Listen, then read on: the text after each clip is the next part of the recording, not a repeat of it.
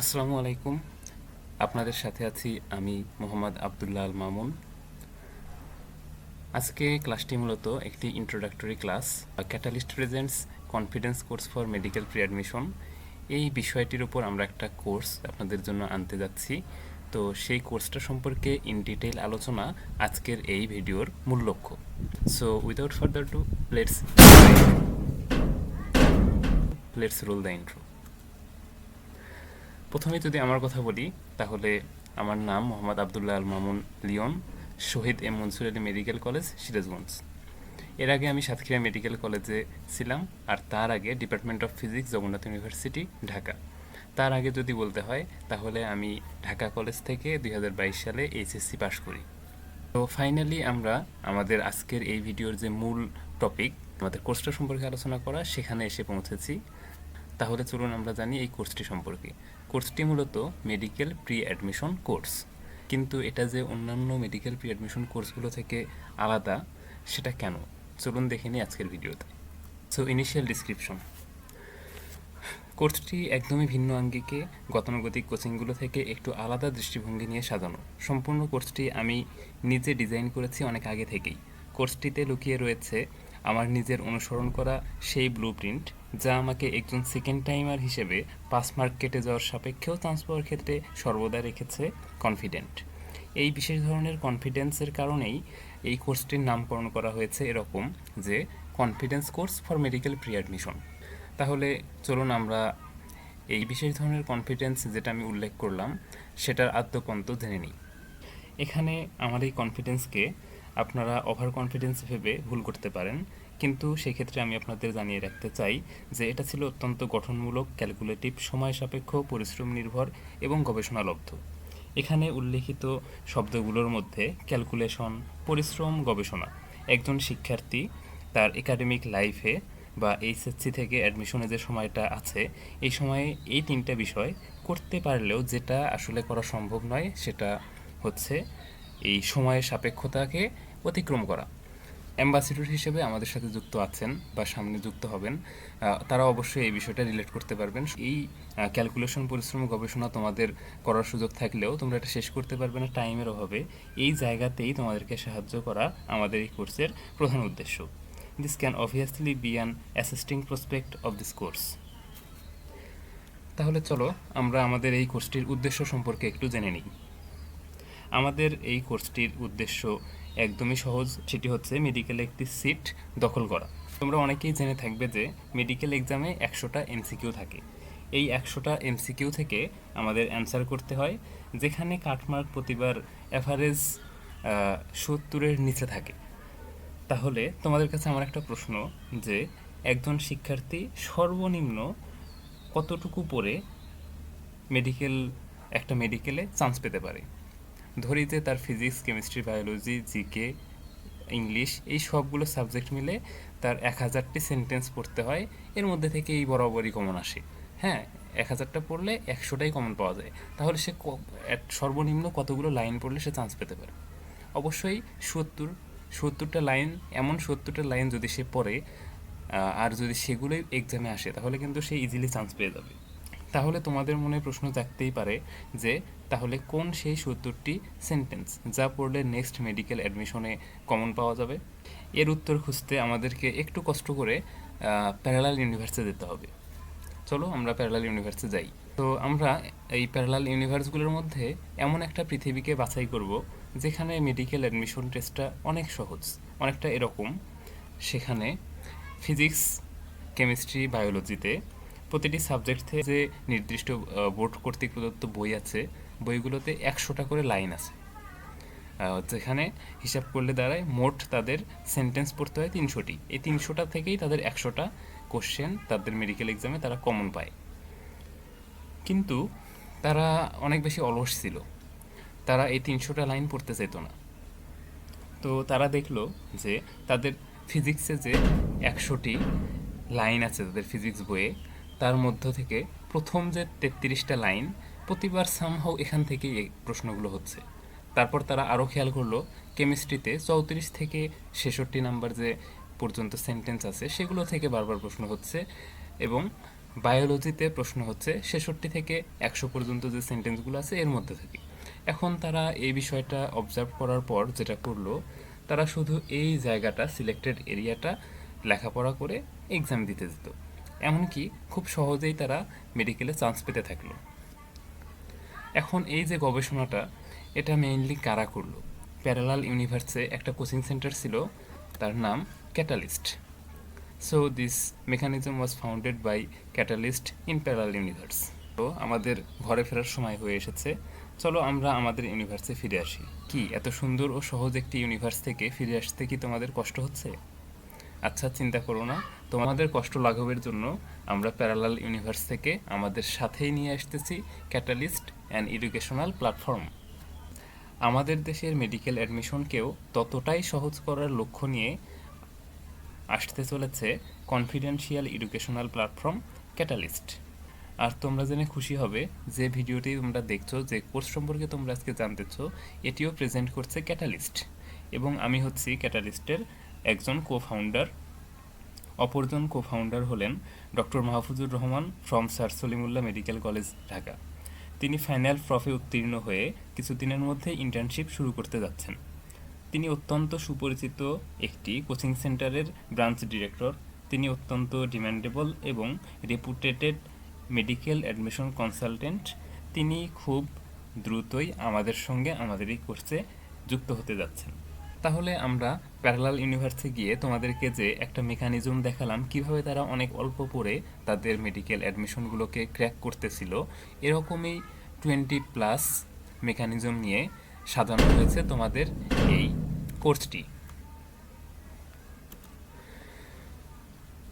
এবার আমরা আমাদের এই কোর্সটির কিছু বৈশিষ্ট্য সম্পর্কে জেনে নিই।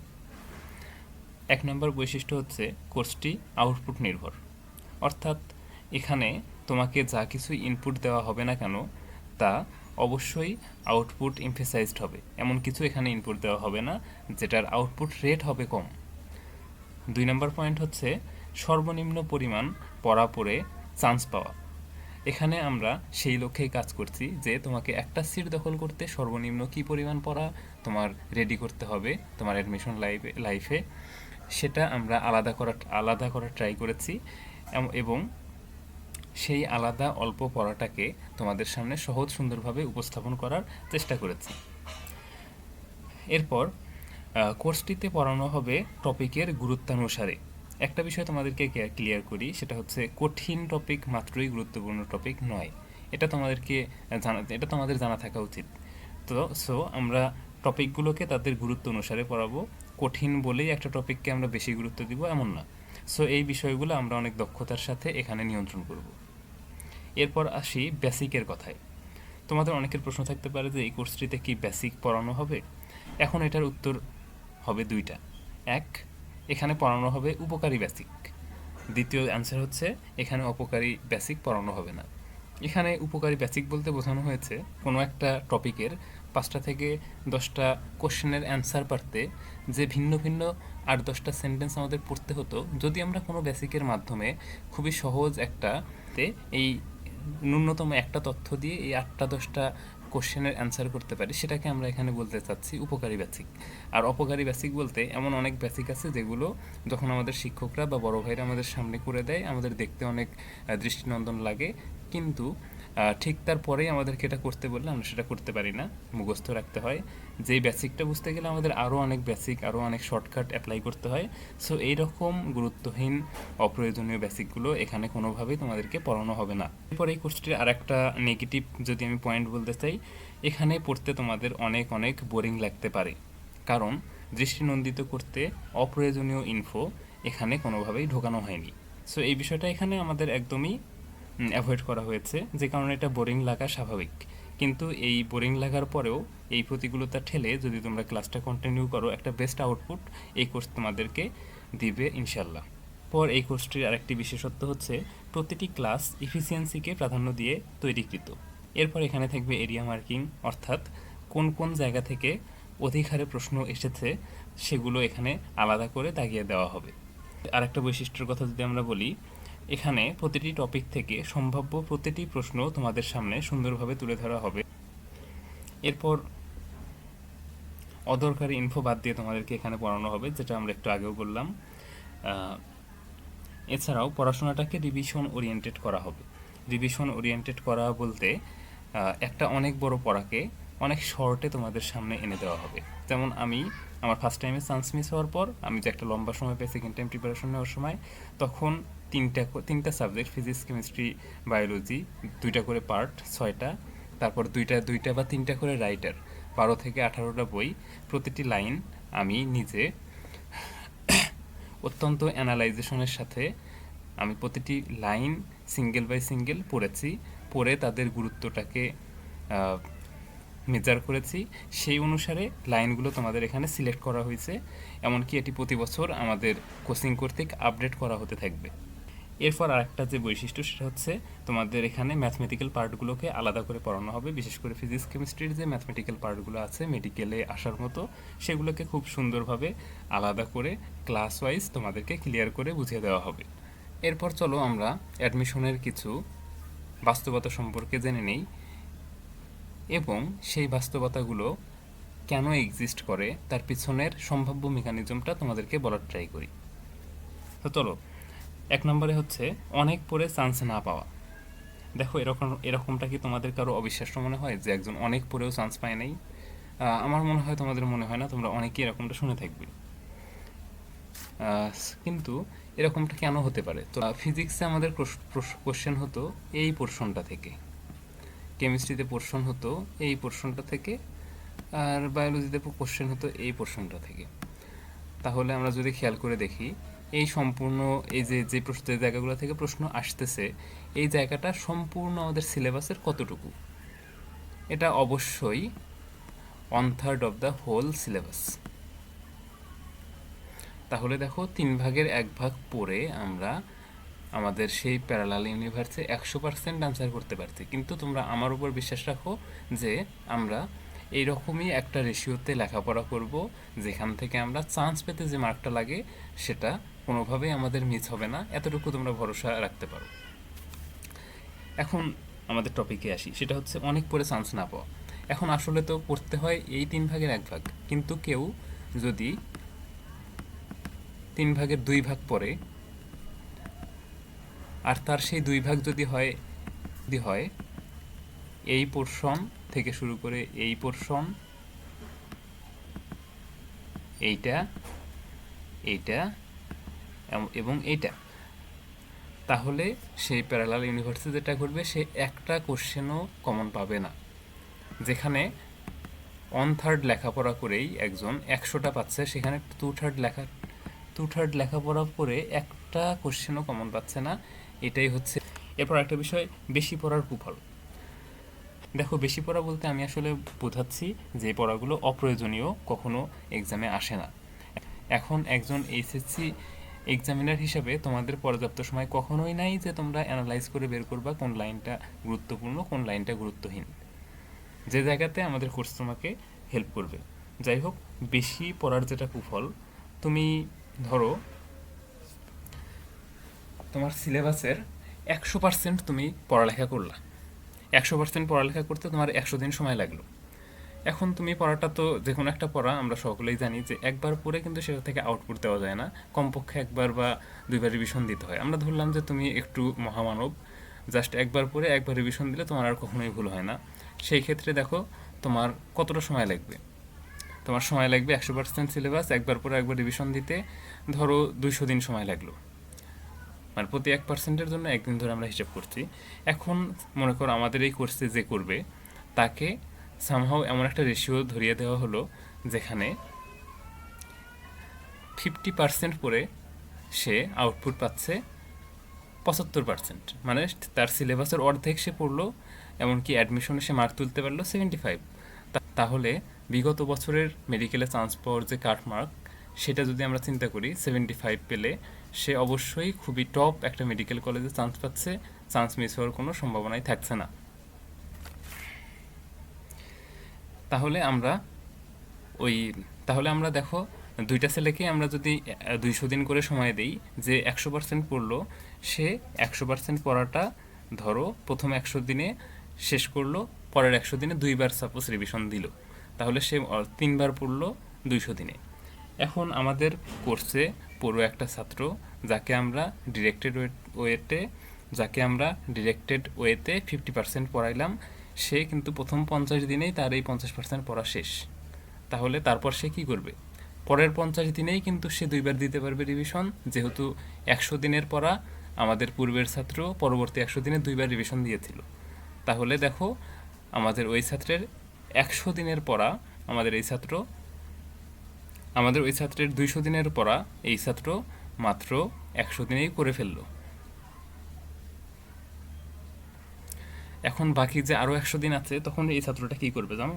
সে অ্যাডিশনাল কিছু ইনফরমেশন পড়বে আমাদের করতে কি ডিরেক্ট করা, যেটা হবে কঠিন পোর্শন থেকে, মানে 75-এর পরে যে আমাদের 25% আছে সেখান থেকে সিলেক্টিভ কিছু, তাদের মধ্যে থেকে যে অল্প পরিমাণ পড়ে বেশি আউটপুট পাওয়া সম্ভব, এই নিয়ে আমাদের আলাদা অংশ থাকবে। আমাদের ফার্স্ট যে আমরা রান দিব আমাদের এই কোর্সে, ঠিক তারপরে এমনকি ফার্স্ট রান দেওয়ার পর তোমাদের সকলের অ্যাকুরেসিটা কারেক্ট করার পর তারপরে আমরা ওই স্টেপটা নিব। তাহলে দেখো আমরা ধরলাম তাকে আমরা তখন 20 দিন সেই অ্যাডভান্স লেভেলের কিছু পড়া দিলাম, যেখান থেকে তার 5 মার্ক ইনক্রিজ হলো, 75 থেকে সে 80-তে যেতে পারলো। এখন সেটা সে আরও 10 দিনে রিভিশন দিল, তাহলে তার গেল 130 দিন। এখনও তারপরে আছে 70 দিন। এই 70 দিনে অবশ্যই সে ততবার রিভিশন দিতে পারবে যতবার আমাদের প্রথমের উল্লেখিত ছাত্রটি দিতে পারবে না।